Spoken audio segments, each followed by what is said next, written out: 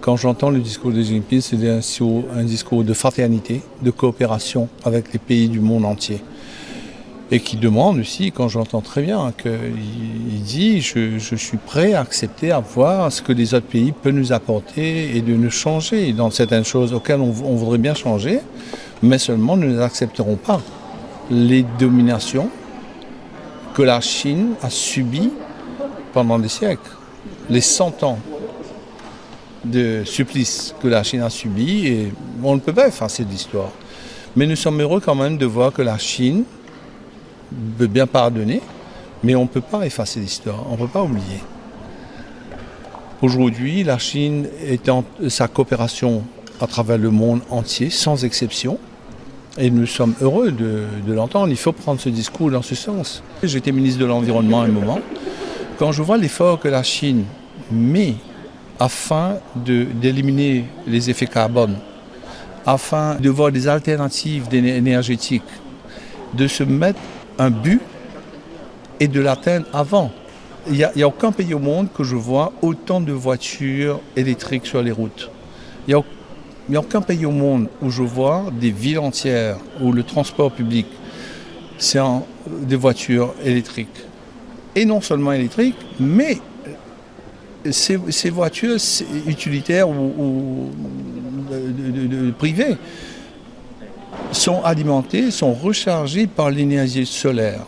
Il y a des bornes solaires qui sont installées. Et enfin, j'ai vu le bord du Yangtze à Shanghai, que je connus dans ma jeunesse, où c'était vraiment l'enfer. C'était vraiment l'industrie, les fumées, tout ce qu'on peut voir, vraiment Mad Max.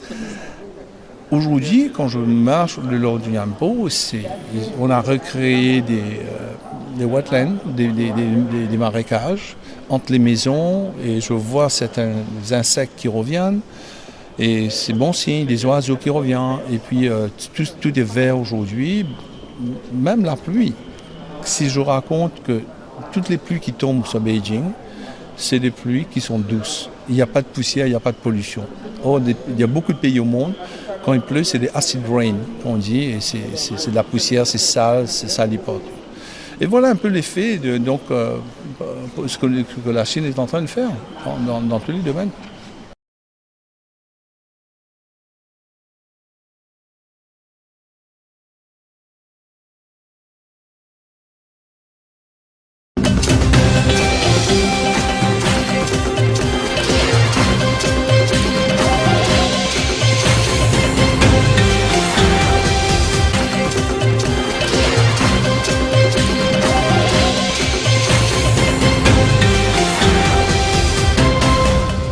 J'aimerais à cette occasion présenter mes félicitations au peuple chinois pour la célébration de ce 60e anniversaire du Parti communiste chinois. C'est l'œuvre de tout un peuple qui est salué à travers cet anniversaire. Et comme l'a dit le président Xi Jinping dans son discours du 1er juillet, le peuple chinois a accompli de grandes choses durant ces 100 années. Et pour moi, personnellement, en tant qu'ambassadeur d'Algérie, l'une des premières réalisations, c'est la libération de la Chine, de la domination étrangère, et la fondation de la République populaire de Chine en 1949. Il est évident aussi qu'après cette fondation de la République populaire de Chine, le Parti communiste, en tant que leader du peuple chinois, et le peuple chinois, dirigé par le Parti communiste, ont accompli de grandes choses et de grands miracles même.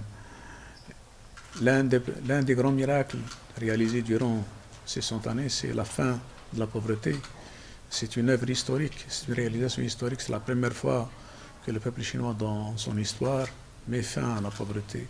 Et d'ailleurs, le peuple chinois a réalisé cet objectif 10 ans avant l'objectif fixé par les Nations Unies. Comme vous le savez, les Nations Unies ont fixé un agenda 2030 pour la fin de la pauvreté dans le monde, et le peuple chinois a réalisé cet objectif 10 ans avant.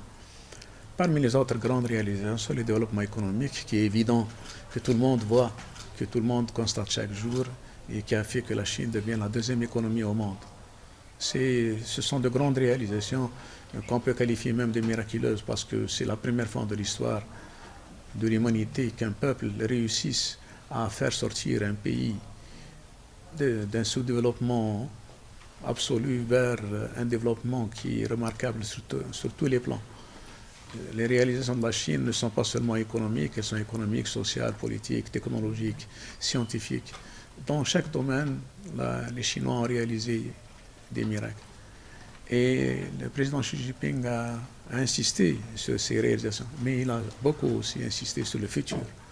Et pour moi, c'est un discours fondateur, dans le sens où il appelle le peuple chinois, et surtout la frange la plus dynamique, sa jeunesse, à se mobiliser encore pour les futurs objectifs. Beaucoup de choses ont été réalisées, mais aussi beaucoup de choses restent à réaliser. Et il est en ce sens, ce discours, comme je vous l'ai dit, que je qualifie de fondateur,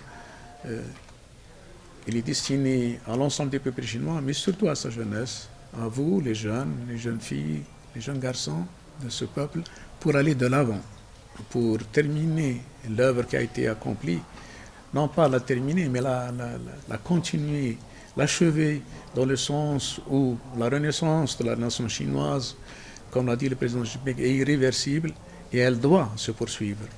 Elle doit se poursuivre maintenant à travers vous, les jeunes. En ce sens, c'est un discours fondateur et mobilisateur à la fois, qui fait que le peuple chinois, ayant retrouvé sa fierté, ayant remis à sa place les fondements de sa renaissance, doit continuer son œuvre pour réaliser les autres objectifs fixés par le Parti communiste, et notamment